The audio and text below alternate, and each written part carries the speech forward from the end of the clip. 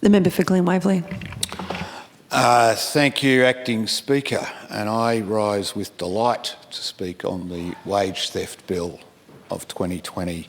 And there are a number of reforms which I've been looking forward to see passed in this House since I was elected, and this bill is definitely one of them. And as I will explain, this bill increases fairness and equity in regards to remuneration across our labour market. But I'll add to that, as the member for Frankston alluded to as well, that this bill will also have the effect of ensuring fairness for our businesses, especially our small businesses. And I'll come back to that point later. Firstly, I want to thank the Attorney-General for her dedicated work in producing this bill, and that thanks also extends to the Treasurer in his role for Minister for Industrial Relations.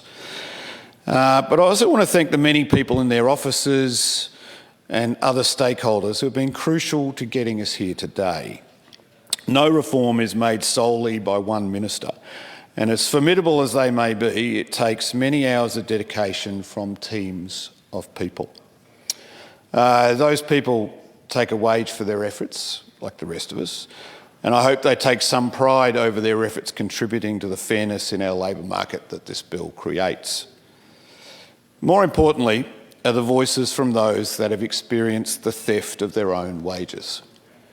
My good friend and usual neighbour sitting here on the backbench, the member for Ringwood, who made a very good contribution earlier, led some consultation sessions last year with unions, business groups, superannuation groups, but most importantly, with wage theft victims themselves. And their stories are the drivers of this reform. Their stories are what makes this bill possible, and many, many people will be better off from them relaying those stories. So I thank them for sharing their experience. I'm sure it was difficult, and I hope they feel that it's been worth it.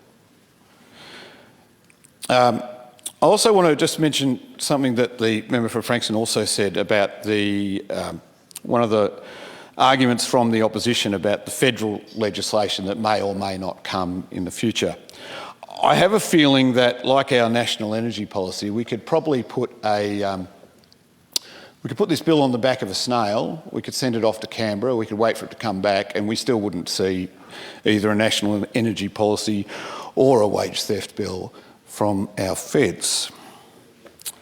So, with that said, let's get back to some of the aspects of this bill.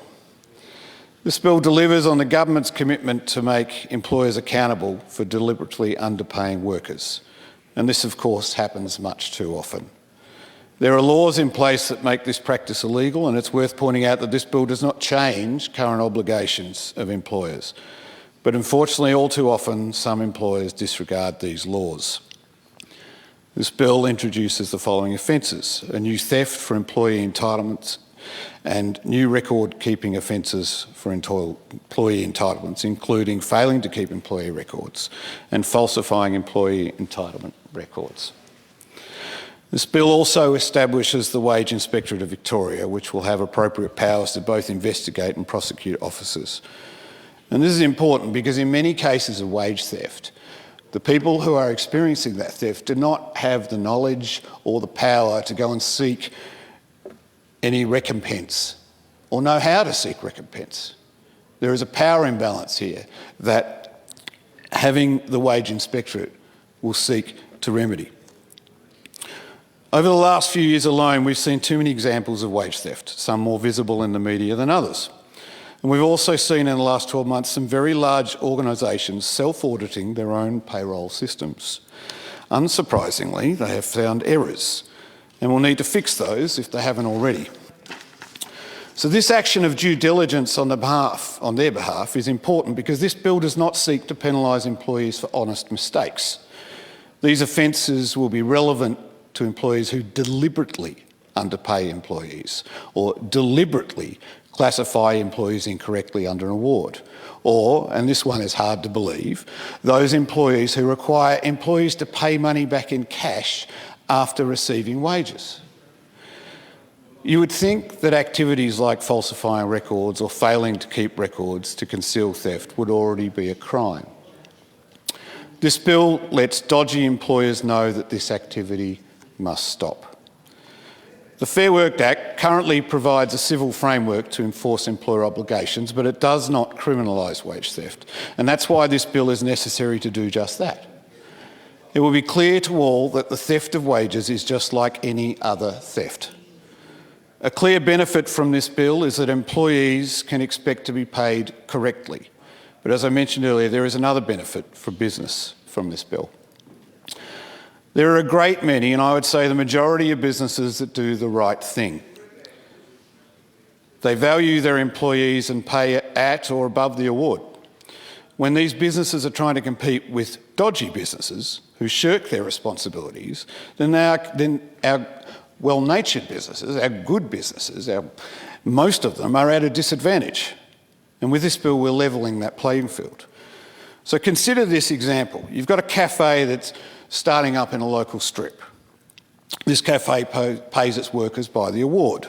It pays super, holiday, loadings, casual bonuses, everything it's meant to do. It pays, but if another cafe down the road doesn't, then they are able to sell their wares cheaper. They're able to spend more money on any number of advantages that might promote their businesses. Our upstanding business owner is at a disadvantage through no fault of his own. Now, our dodgy business is already going against the law. And if caught, or if taken to Fair Work, then they would probably have to pay recompense to their employees. But in the meantime, they've had months or years of advantage over the other CAF. Now, small business is hard, and I get that as much as anyone. Most businesses fail, if they're going to, in the first couple of years. So if you come into business, as I think most of us do, to do the right thing, and there's others who aren't, it is even more hard. Now, we go into business for many reasons: to prove ourselves, to make a living, to live life on our own terms, to compete with others, to do what we love. And I put it all here that we don't go into business to underpay people or steal their wages. But some do this very thing, and as a result, every other business owner is worse off.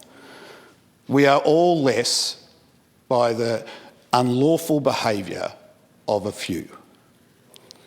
And this bill levels the playing field. To those out there doing the wrong thing, I say to yourself, sort yourselves out or you'll be found out. And if that happens, well, to quote Tex Perkins once again in this house, you better get a lawyer, son, and you better get a real good one. It's also worth pointing out this bill is good for jobs in general. The employers who will benefit most from this bill are usually some of our lowest paid in our society. These people may not earn as much as others, but on average they spend a greater percentage of their earnings than those at the other end of the spectrum. So I'd argue that most of the extra, but correct, I must add, earnings that go to these workers as a result of this bill will get spent. And this in terms encourages economic growth, and I believe I commend the bill to the House. Oh.